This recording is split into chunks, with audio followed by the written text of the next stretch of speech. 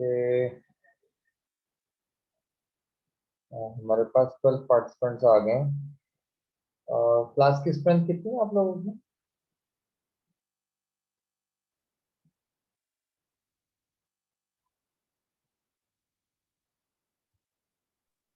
Sir around 65। काफी ज्यादा strength है।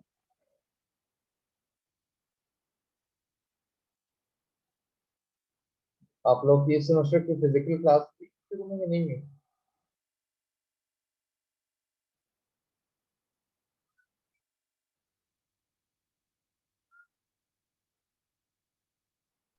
नो सर, कोई फिजिकल सेशन अभी तक नहीं हुआ। तो लेट्स बिगिन। स्टार्ट करते हैं जी के। बताएं कौन से कितने कितने लेक्चर्स देखे हैं स्टूडेंट्स आप लोगों ने? I have uploaded 4 lectures there, और आज भी 4 और अपलोड कर दूंगा, तो they will be 8 lectures.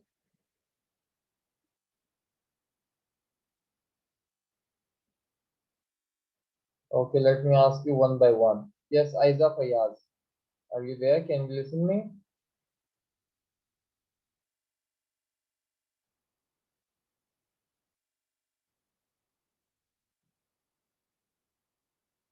Aiza, मेरी आवाज आ रही है आपको?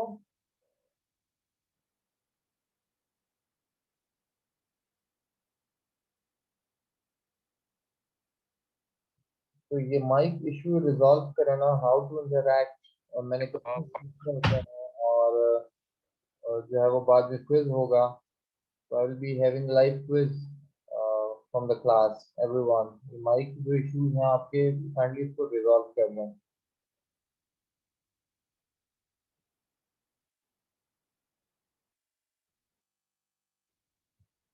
यस, अक्सा सुहेल, अच्छा, आर यू देयर? अस्सलाम वालेकुम सर। वालेकुम सलाम जी, बताएं लेक्चर देखे हैं आपने? सर मेरी बात सुने सर। मैं सर काइंडली प्लीज ये कंफर्म कर दें कि आप उर्दू में नोट्स मतलब के कर रहे हैं या फिर हमें इंग्लिश में करना है? नहीं नहीं, सब इंग्लिश में होगा, उर्दू में नहीं है। सर काइंडली कर दें, क्योंकि सर देखिए हमने 9th 10th और फिर सेकेंड ईयर भी मैंने उर्दू में ही पढ़ा है ना। अब आप यूनिवर्सिटी में आ गई हैं, तो यूनिवर्सिटी में जो है वो करिकुलम चेंज हो जाता है, और यूनिवर्सिटी में जो मीडियम ऑफ इंस्ट्रक्शन है वो सारी की सारी अंग्रेजी है। तो आपको जो है वो इंग्लिश में ही पढ़ना पड़ेगा। और ये जो इंटरेक्टिव सेक्शन होता है, ये इसीलिए होता है कि आप लेक्चर देखें। अगर आपको वहाँ कुछ समझ में नहीं आता इंग्लिश की वजह से या किसी और वजह से, तो आप जो है वो मेरे साथ डिस्कस करें, आप मुझसे सवाल पूछें। ओके सर, ठीक है। फिर मतलब सर हम इंग्लिश में ही कर लें? हाँ, होगा तो इंग्लिश में, आपके एग्जाम भी इंग्लिश में होंगे। ठीक है सर। तो लेक्चर देखे आपने, नहीं देखे? No sir. तो कब देखेंगे आप? सर इंशाल्लाह इंशाल्लाह इसी वीक से स्टार्ट कर देंगे, क्योंकि सर यही समझ नहीं आया था ना कि इंग्लिश उर्दू का थोड़ा सा हो रहा था। तो सर अब इसी वीक में इंशाल्लाह स्टार्ट कर देंगे। ठीक है, fine, okay. Yes Ayesha Akram, can you hear me? Yes sir, I can hear you. आपने लेक्चर सुने? Yes, sir. Till lecture 3, I have studied them in detail. And okay, after fine. the तो lecture 1, the lecture 2 was all about the periodization. That was about ancient, medieval, and the modern history. And ancient history was all about the Indus Valley civilization, and the medieval history was all about from the time of Muhammad bin Qasim till the beginning of a modern era which began in 1757. And in a medieval history was the we discussed it about Mughal empire and all about the history that was going on. And the first of all we discussed all about the characteristics of the Indus civilization, and then we studied about their downfall of Indus Valley civilization, and somehow, and then we reached towards the what happened afterwards when the Muhammad bin Qasim raided towards the Sindh, and what was the reasons behind that, what were the school of thoughts about it, and then we came towards the Mughal Empire. So sir, I have a couple of questions for you. Can I ask you? Yes, yes, जी पूछें. Sir, in history, we obviously somehow in the Indus Valley civilization, we studied that we have a three school of thoughts that are believed to be responsible for the decline of Indus Valley civilization. So why don't we take a look at that? If we see the location of the Harappan culture, it occupies an area to which comes under a seismographic zone. So it might be that any kind of an earthquake might lead to the decline or a downfall of the Indus Valley civilization. So why don't we discuss them in those three school of thoughts of the decline of Indus Valley civilization?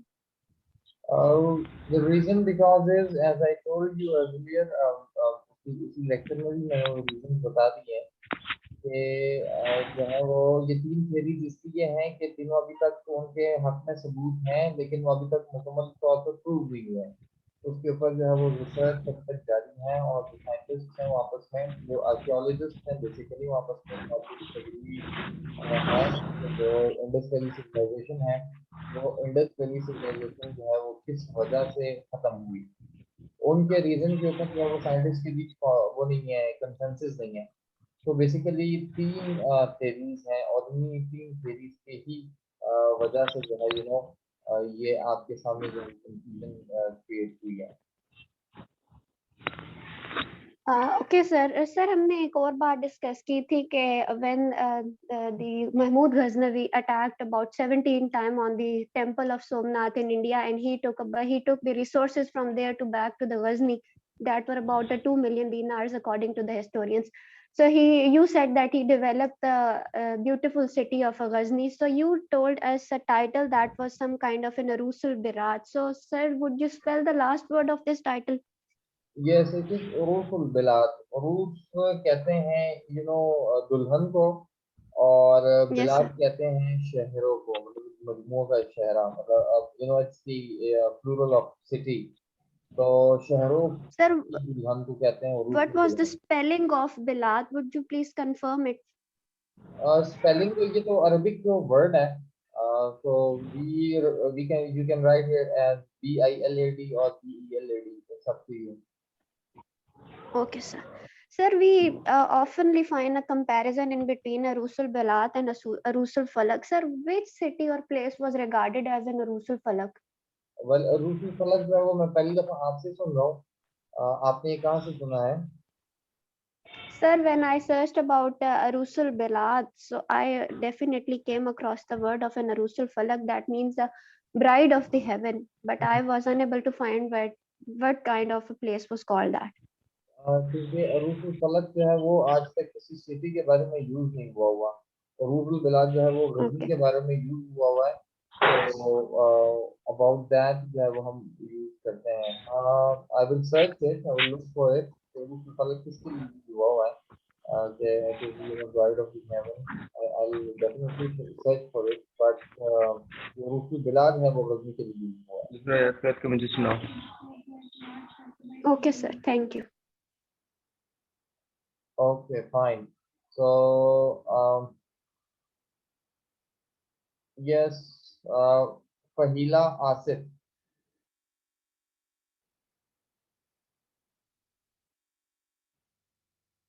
Fahila, can you hear me?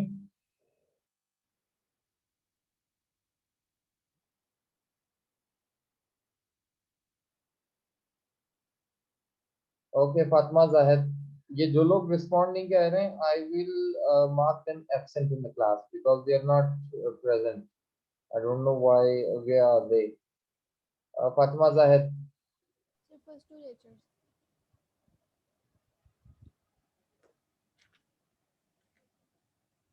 आप थोड़ा सा mic के करीब हो जाएं. आप आपकी आवाज बड़ी बहुत कम आ रही है.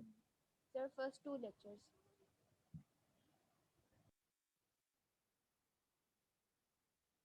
यस, हफ्सा अहमद.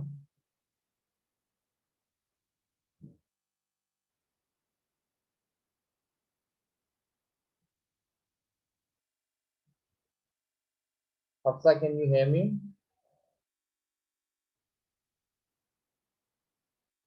जी माइक खोलें अपना और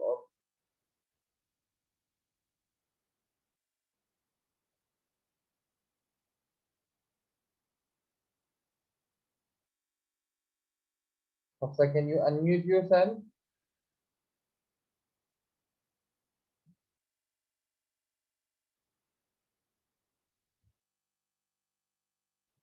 Yes, Hassan Khan. अस्सलाम वालेकुम सर। हसन कैसे हो? ठीक हो? सर ठीक ठाक, आप सुनाएं। जी बताएं, लेक्चर सुने आपने नहीं सुने? सर जैसा कि अक्सर ने बोला है sir, I was waiting for you कि आप कंफर्म करेंगे कि उर्दू में है या नहीं है, क्योंकि सर रिटन भी वो नहीं लिखा हुआ है और आप एक्सप्लेन कर रहे हैं तो फिर वो इंग्लिश के अंदर वर्ड्स भी समझ नहीं आएगी कि ये वर्ड्स की स्पेलिंग क्या है और कौन से वर्ड्स हैं किस लिए यूज होगा।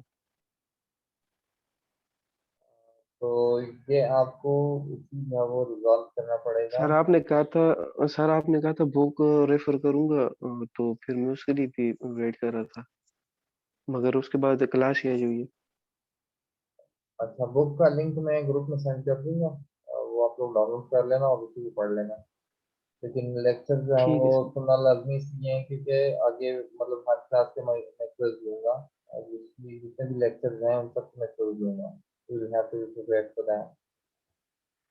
ठीक है सर, इंशाल्लाह बस वो क्योंकि बुक मेन का चीज लिंक जो लेक्चर है ना, शेयर वो कर देंगे। लेक्चर इसलिए कि वो उसमें पूरा डिटेल के साथ जो है वो किसी कॉन्सेप्ट एक्सप्लेन किया गया है आपके साथ, तो बहुत जरूरी है आपको। ठीक है। ठीक है सर। यस मोमिना हारून।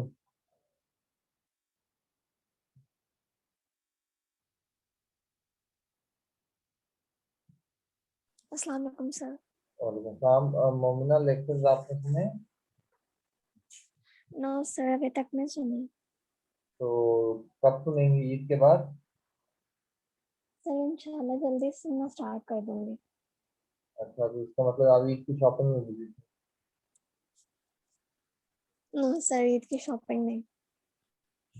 Okay fine. तो आज के लिए मैं वो नहीं कह रहा, लेकिन नेक्स्ट क्लासेस जब भी होंगे नेक्स्ट वीक या फिर उससे अगले वीक जब भी होगी class, I will you know I have the names in front of me everyone. तो मैं सबके मार्क्स लगाते जाऊंगा और जो नहीं, जिसने लेक्चर नहीं देखा होगा उसके मैं मार्क्स जो है वो। Yes Ayesha Akram, you have a question? Yes, sir. Sir, we studied that when the Sher Shah Suri attacked Agra when the Humayun was in power, where he was reign of Mughal Empire. So he fled from the way of Sindh all the way back to the Afghanistan. So, sir, it is usually studied that the brother of the Humayun, the Kamran Mirza, he was in power in the Afghanistan. So why didn't he help him when he was in such kind of a situation? And both of these brothers had a war in between them. So what was the reason behind that? The reason only was this कि क्योंकि हुमायूं भाग रहा था और उसके पीछे जो था वो Sher Shah Suri was chasing him। तो उस चेस के अंदर जो उसका भाई था कामरान और दूसरा भाई था हिंदाल, उन दोनों ने इस वजह से उसकी वो नहीं की, they did not protect him and they did not support him। The only reason was कि जो उसको प्रोटेक्ट करेगा, जो उसको सपोर्ट करेगा, शेरशाह सूरी ने उसके खिलाफ भी लड़ना है और शेरशाह सूरी ने उसके खिलाफ भी ऐलान करना है। So to avoid that confrontation from Sher Shah Suri, उस वजह से जो है वो कामरान ने सपोर्ट नहीं किया। उसकी एक ये भी है और दूसरी वजह ये भी है कि कामरान को इस बात से डर था कि अगर हुमायूं आ गया तो हुमायूं ने जो है वो उसके तख्त पर भी कब्जा कर लेना है। तो वो अपने तख्त की वजह से उसने उसको अवॉइड किया और उसको ईरान जाने का कहा। Okay, sir. Sir, हमने ये भी पढ़ा है कि in 1757 there was a battle of Plassey in between an East India Company and the Nawab of Bengal, in which the British won the war. So, sir, why didn't the Ottoman Empire was actually at that time in a power, and there was a Sultan Ahmed III at that time? Why didn't he help the Muslims of India? Either there were the good relations between the Muslims of India and the Turkish Muslims. ये जो lecture है ये आज मैंने upload कर दिया है, वो आप सुन लीजिएगा। Number one. दूसरी बात ये है कि ऑटोमन एम्पायर ज्योग्राफिकली हमसे बहुत दूर है। आज भी जो है वो तो एरिया को आप देखें तो ऑटोमन एम्पायर की जो आउटरीच है वो यहाँ तक पॉसिबल नहीं है। और जिस टाइम पीरियड में ब्रिटिश जो है वो अटैक करता है 1757 के अंदर, इस वक्त ऑटोमन एम्पायर को डिक्लाइन चल रहा होता है। ऑटोमन एम्पायर उतनी स्ट्रांग नहीं होती जितनी पहले के तौर पे होती है। और दूसरी बात ये है कि वो अंग्रेजों के साथ मतलब यहाँ की मुसलमानों की हेल्प करके अंग्रेजों के साथ अपनी दुश्मनी नहीं मोल लेना चाहते। तो these were the reason, main reason ये था कि जियोग्राफिकली हमसे बहुत दूर है, तो they can not reach us. उसके लिए ऑब्वियसली आर्मी को सप्लाई करना, फिर उसकी जो है सप्लाई चेन को मेंटेन रखना, और फिर जो उस पे अखराजात, ये सब कुछ पॉसिबल नहीं है। तो इस वजह से जो है दी Ottoman Empire could not or did not support the Muslims of India. But sir, in the late 1800s, at the time of Sultan Abdul Hamid, so there was, it is also believed that Ottoman Empire became stronger again due to his 30 years of reign. And he was, but they already had a feud in between British monarchs and French monarchs. So they were already in touch with what was happening and what the British family was doing with the Ottoman Empire, as they were constantly interrupting in the political affairs of the Ottoman Empire. So why they were not aware of that, what the East India Company was going to do in the India, even they had power at that time? Well, if you look at the map of both Ottoman Empire and Indian Empire, you may come to understand that the Ottoman Empire is encircled by the French, by the Italians, and by the Russians, and by the Germans, ठीक है? And on the other hand, the British. तो उस वक्त तो Europe को जो था वो पूरा का पूरा जो था वो encircle किया हुआ था ऑटोमन एम्पायर को। और ऑटोमन एम्पायर उस वक्त सेल्फ सर्वाइवल की जंग लड़ रही थी। सेल्फ सर्वाइवल से मुराद ये है कि उसके ऊपर जो था वो रशिया भी अटैक कर रहा था, उसके ऊपर जो था वो फ्रांस भी अटैक कर रहा था उसकी कॉलोनीज के ऊपर। और इन अटैक की वजह से वो अपनी कॉलोनीज को बचाने में मसरूफ था। तो और विद इन ऑटोमन एम्पायर जो थी वो डिसेंट चल रही थी, और अंदर से भी बगावतें चल रही थी। तो उन बगावतों को कुचलने के लिए भी ऑटोमन एम्पायर ने अपनी नजीर सर्व की हुई थी। तो इंटरनेशनल पॉलिटिक्स के अंदर जो है ये एक चीज अंडरस्टैंड करने की जरूरत है कि आप कभी भी किसी फॉरेन ताकत की, चाहे वो मुसलमान हो या कोई भी हो, आप उसकी सपोर्ट तब तक नहीं करते जब तक आपके अपने हालात स्टेबल ना हो, आप खुद इतने पावरफुल ना हो कि आप खुद को जो है एग्जर्ट कर सकें इंटरनेशनल लेवल के ऊपर। तो ऑटोमन एम्पायर उस वक्त जो था as compare to Russia, Britain, France and Italy and Germany जो था वो इस कदर पावरफुल नहीं था। जिसकी आप बात कर रहे हैं कि 30 इयर्स जो उनका रेन था वो सिर्फ और सिर्फ एक पॉज आता है, वो स्टेबिलिटी का पॉज आता है, वो कोई एक्सपेंशन भी उसमें नहीं होती। तो इस वजह से जो है वो ऑटोमन एम्पायर के अंदर इतनी कैपेसिटी नहीं थी कि वो हिंदुस्तान के जो है वो मामलात में इंटरफेयर करें, और हिंदुस्तान के मामलात में जो है वो मुसलमानों की सपोर्ट करें। हत्ता कि इवन यू कैन सी जिस वक्त टीपू सुल्तान जंग लड़ता है उसके खिलाफ, अंग्रेजों के खिलाफ, तो टीपू सुल्तान की हेल्प फ्रेंच करते हैं, ऑटोमन एम्पायर तब भी नहीं करते हैं। तो ऑटोमन एम्पायर जो है वो से आप देख सकते हो कि ऑटोमन एम्पायर को कितनी कमजोर हो चुकी है। और वहाँ वैसे हिंदुस्तान से ऑटोमन एम्पायर की से मदद ली भी नहीं जाती और कहा भी नहीं जाता मदद का। तो दिस पूरे अंडरस्टैंड करने के लिए इस कॉन्सेप्ट को, उस वक्त की पूरी पूरी हिस्ट्री को पढ़ना जरूरी है। Sir, it is a bit irrelevant question, but when we study about a Mughal history or somehow before that, the Alauddin Khalji, he was the one who discovered the diamond of Kohinoor, and it is a great importance. And after that, it was it is not since clear, it is clear that either the British monarchs took it from a subcontinent or it was gifted. So in the recent, if you take a look at a modern era, Zulfikar Ali Bhutto had made a claim on the he had written a letter to the British royal family in order to return the Kohinoor diamond, since it belonged to the property of somehow some believe that it was Pakistan, but it was actually claimed by the four of the countries: India, Pakistan, Iran, and Afghanistan. So why do the British monarchs have refused and they have rejected all of the claims to get back the diamond of Kohinoor, since it was discovered or it was found in the coal mines of India? Kohinoor was a diamond जो गोलकंडा के अंदर ये hero के कान होते हैं हिंदुस्तान में, वहां से मिला था। और वहां से मिलने के बाद ये पहले मुगल्स के पास था, मुगल्स के बाद जो है ये दुरानी जो एम्पायर थी उनके पास चली गई, और दुरानी एम्पायर के बाद सिखों के पास चली गई, और सिखों के बाद फिर ये अंग्रेजों के पास चली गई, और आज तक अंग्रेजों के पास है। तो अंग्रेजों ने जिस वक्त कब्जा किया पंजाब के ऊपर, रणजीत सिंह जो उसकी फैमिली को शिकस्त दी, उनकी फैमिली से ये हीरा उन्होंने लिया। तो ये बाकायदा उन्होंने कहा कि ये हमारी माल गनीमत के तौर पे, हम कहते हैं ना बूटी के तौर पे, जो है वो उन्होंने उसको अपने पास रख लिया। और आज भी ये जो उनकी क्वीन है उसके ताज के अंदर जो है वो तराश कर लगाया गया है, तो वो उसको अपनी प्रॉपर्टी अब समझते हैं। Now they are not gonna return it. इसके ऊपर कोई इंटरनेशनल लॉ का कोई ऐसा लॉ नहीं है कि जिसमें जो है वो आप ये कहें कि कोई आर्टिफैक्ट जो है वो किसी जमाने में चला गया था तो आप उसको वापस करें।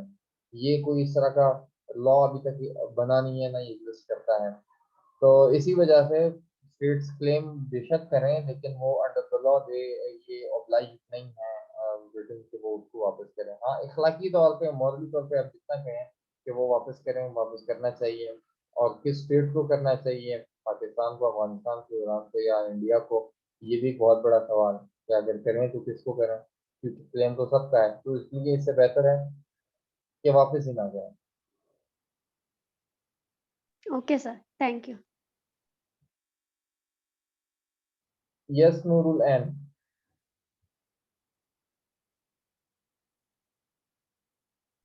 अस्सलाम वालेकुम सर। वालेकुम अस्सलाम। नूर, आपने लेक्चर देखे हैं? यस सर, मैंने सेकंड लेक्चर देखा है। फर्स्ट और सेकंड दोनों देखा है? Yes sir. अच्छा, ये जो होता है ना इस तरह से, फर्स्ट सेकंड थर्ड ये सारे देखने होते हैं, और मतलब अपने चॉइस का नहीं होता, सारे आपने देखने होते हैं जी। तो सेकंड में आपने क्या देखा?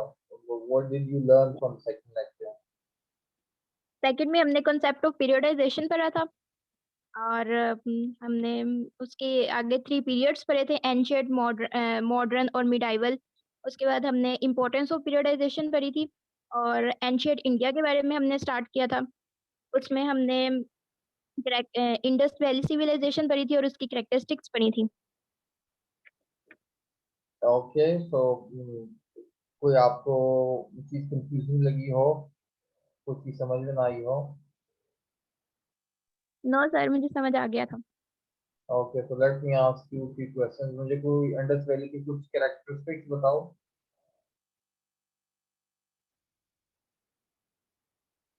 सबसे पहले इंडस वैली की जो कैरेक्टरिस्टिक्स हैं उसमें मोहनजोदारो और हड़प्पा सिटीज आते हैं। ये 2 सिटीज जो हैं वो इंडस वैली सिविलाइजेशन में एग्जिस्ट करते हैं, और ये मेन सेंटर्स होते हैं इंडस वैली सिविलाइजेशन के। सेकंड वन अर्बन सिविलाइजेशन है। अर्बन सिविलाइजेशन जो है वो फर्स्ट, इंडस वैली सिविलाइजेशन जो है वो फर्स्ट अर्बन सिविलाइजेशन थी, क्योंकि जो अर्बन सिविलाइजेशन है वहाँ पे सिटीज डेवलप हो गए थे। तो जो सिटी होता है वो फुली डेवलप पॉपुलेटेड एरिया होता है।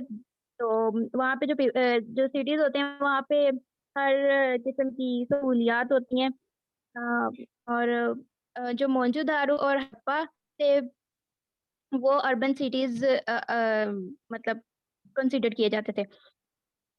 उसके बाद इंडस वैली सिविलाइजेशन जो है वो फुली ग्रोन सिविलाइजेशन है, और वो जो है वो दरियाए सिंध के करीब मतलब लोकेट करती है। और क्योंकि जो एंशिएंट पीपल थे वो पानी के करीब रहते थे, क्योंकि पानी जिंदगी के लिए इम्पोर्टेंट होता है।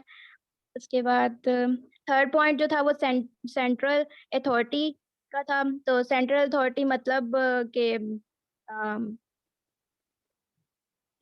मतलब पावर होती है किसके पास, तो सेंट्रल अथॉरिटी जो होती थी उन एंशियंट ईयर्स में क्या नाम है, किंग और क्वीन के पास होती थी। तो जो भी मतलब हर चीज किंग के और क्वीन के अंडर होती थी। और फोर्थ पॉइंट जो था वो सोर्स ऑफ इनकम था। तो जो भी सोर्स ऑफ इनकम का मेन जो था वो एग्रीकल्चर से सोर्स ऑफ इनकम वो करते थे। तो जो भी वो मतलब उसका मेन सोर्स ऑफ इनकम जो था वो एग्रीकल्चर था। ओके। और जो साइंटिस्ट है उन्होंने कोई अभी तक कोई एविडेंस नहीं वो निकाल सकते कि जो इंस्ट्रूमेंट्स ऑफ वार्स थे वो एग्जिस्ट करते थे वैली सिविलाइजेशन में या नहीं। और क्योंकि वो समझते वो अभी तक ये समझते हैं कि इंडस वैली सिविलाइजेशन को एक पीसफुल सिविलाइजेशन कंसिडर किया गया है अभी तक। इसके बाद लास्ट पॉइंट जो था वो राइटिंग एग्जिस्टेड, मतलब के जो भी वो जो एम्पायर होता था, रूलर जो होता था वो अ, अगर कोई बात कहे और बाद में वो मतलब कि अगर कोई हाकिम कोई पैगाम पहुंचाए किसी कोई और जगह पे, तो वो किस चीज पे उसको लिखते थे, राइटिंग का मतलब ये। तो ओके वहां समझ, पे ठीक है ठीक है। Yes Urooj Zaheer.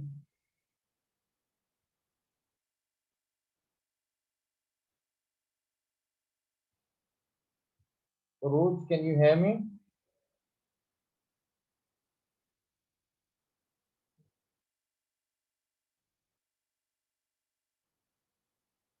Yes, sir, I can hear you. जी तो बताएं, लेक्चर आपने देखे?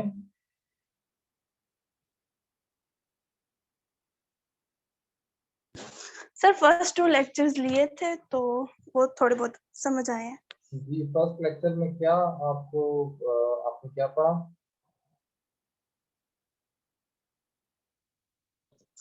सर सबसे पहले हमने फर्स्ट लेक्चर में व्हाट इज पाकिस्तान स्टडीज के बारे में पढ़ा था, फिर रैशनल फॉर द कोर्स पढ़ा था। उसके बाद हमने बेसिक कॉन्सेप्ट्स पढ़े थे जो कि हमारे पास 6 कॉन्सेप्ट थे। मींस फर्स्ट वन एनालिसिस था, second one concept of space and time, third one historical reasoning, और fourth one facts and interpretation, fifth one था opinion and judgement, and six one causation था। Okay fine. तो ये specific एक concept मुझे sir इसमें जो हमने एनालिसिस के बारे में पढ़ा था कि हम लोग एनालिसिस मीन तज्जिया, मीन्स हम लोग डिफरेंट चीजें देखते हैं तो उसके बारे में एज इट इज हम लोग उनको एक्सेप्ट नहीं करते, उनके बारे में हमारी अपनी डिफरेंट राय वगैरह होती है। तो सर हमने एनालिसिस में पढ़ा था कि मीन्स इसमें 3 बेसिक पॉइंट्स थे, what of an event, why of an event and how of an event. इसमें जो हमारे पास व्हाट ऑफ एन इवेंट है ये हमारे पास बहुत इंपॉर्टेंट है। इसमें हमारे पास ये था कि मीन्स जो चीज हम लोग देखते हैं कि जो चीज हुई है और कहाँ हुई है। तो मीन्स इसमें हमने मोहम्मद बिन कासिम की एग्जांपल पढ़ी थी कि उसने हमारे पास हिंदुस्तान पे कब अटैक किया और अपनी गवर्नमेंट बनाई थी। उसके बाद हमने वाई ऑफ इन इवेंट पढ़ना है। वाई ऑफ इवेंट में ये था कि ये जो हुआ है, जो मीन्स इवेंट हुआ है ये क्यों हुआ है। तो इसमें हमारे पास अगर हम उसकी मोहम्मद बिन कासिम की एग्जांपल ले लें तो इसके बारे में डिफरेंट रीजन था कि उसने जो अटैक किया था वो क्यों किया था।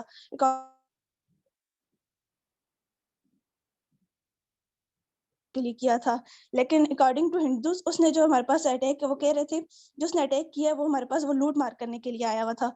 और लास्ट वन जो हमारे पास था हाउ ऑफ एन इवेंट, इसमें हमारे पास ये था कि ये हमारे पास ये इवेंट किस तरह हुआ है, किस तरह ये हमारे पास होल प्रोसेस अकर हुआ है। मींस अगर मोहम्मद बिन कासिम की एग्जांपल है, मींस के वो किस तरह आए थे, वो कश्तियों में सवार होकर आए थे और वो असला लाए थे और वो जंग की थी। ठीक है।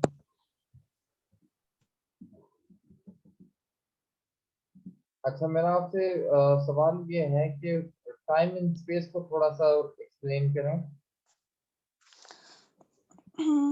सर मीन सबसे पहले हमारे पास स्पेस है। स्पेस मीन हमारे पास, इसमें हम लोग जो है स्पेस से मतलब हमारे पास खला भी हो सकता है, अर्थ भी हो सकती है, फिजिकल और नॉन फिजिकल ऑब्जेक्ट्स इस सब से ले सकते हैं। लेकिन जब हमारे पास पाक स्टडीज आ जाती है तो पाक स्टडीज में हमारे पास जो स्पेस है वो हमारे पास इसको कंसिडर किया जाता है, एज अ प्लेस की जाती है। और मीन्स हमारे पास जब हमारे पास जगह होती है, जगह चेंज होती है तो उसके साथ टाइम के लोगों के जो हमारे पास सिविलाइजेशन होती है, लोगों के थॉट्स वगैरह होते हैं, वो विद टाइम और स्पेस वो हमारे पास चेंज होते रहते हैं। ठीक है, गुड। अच्छा, और ये फिर पाकिस्तान स्टडीज के साथ कैसे रिलेटेड है? सॉरी सर, मुझे क्वेश्चन समझ नहीं आया। तो स्पेस एंड टाइम को हम पाकिस्तान स्टडीज के साथ कैसे रिलेट करते हैं?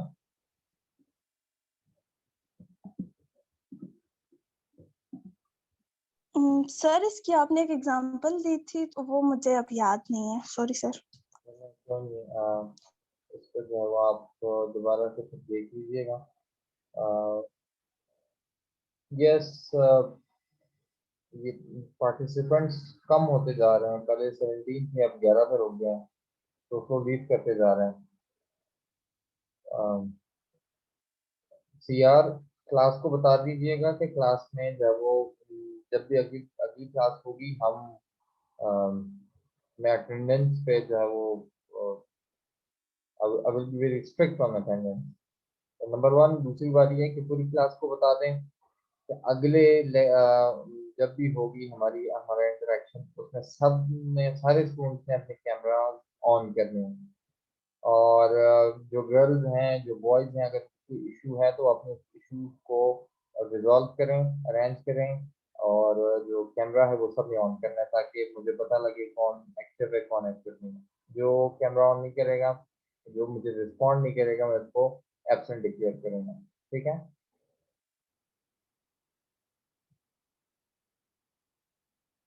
जी, आप में से किसी का कोई क्वेश्चन हो तो मुझे बताओ, और किसी और का। Anyone else? सर आपसे एक बात करनी थी। जी जी बोलें। सर आप जो हमें लेक्चर्स देते हैं वो ऊपर हेडिंग होती है और आप एक्सप्लेन करते जाते हैं, तो सर जो आप एक्सप्लेन करते हैं वो हम लोगों को लिखा हुआ मिल नहीं सकता? नहीं, वो वर्ड बाय वर्ड आप लोग को नहीं मिल सकता। वो इसलिए कि वर्ड बाय वर्ड अगर मैं लिखूं तो फिर मेरे लेक्चर का फायदा कोई नहीं, मैं फिर डायरेक्ट आपको नोट दे दूँ, वो तैयार शुदा नोट्स हैं, आप उसी को पढ़ लें। लेकिन ये है कि लेक्चर का होता ही यही है कि लेक्चर में आपको जो है वो पॉइंट्स बताते हैं, उसको आप एक्सप्लेन करते हैं ताकि स्टूडेंट्स जो है वो उसमें इन्वॉल्व हों। सर जैसे हमने मुगल हिस्ट्री जो है वो डिस्कस की है तो उसमें आपने एक ओवरव्यू दिया, मतलब that was not in too much detail about the rain and the problems in between them, it was just an overview that of which battle happened in what time and who was the winner and what happened in between them। तो sir हमें इससे ज्यादा detail में जाने की जरूरत है या इट इज इनफ? नहीं, इट इज इनफ, इसलिए कि ये आपके कोर्स का वो नहीं है ना। कोर्स आपका पाकिस्तान स्टडीज है, मुगल हिस्ट्री नहीं है। तो अगर हम मुगल हिस्ट्री को पढ़ते तो फिर हम इन डिटेल देखते इसका। ठीक है? Okay sir.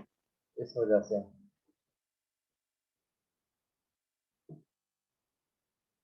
Anyone else?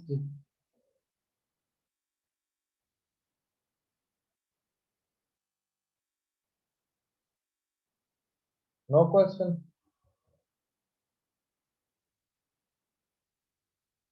Okay, so we will meet after Eid. ठीक है, ईद के बाद फिर हमारी जो है मुलाकात होगी। तो तब तक के लिए अल्लाह हाफिज।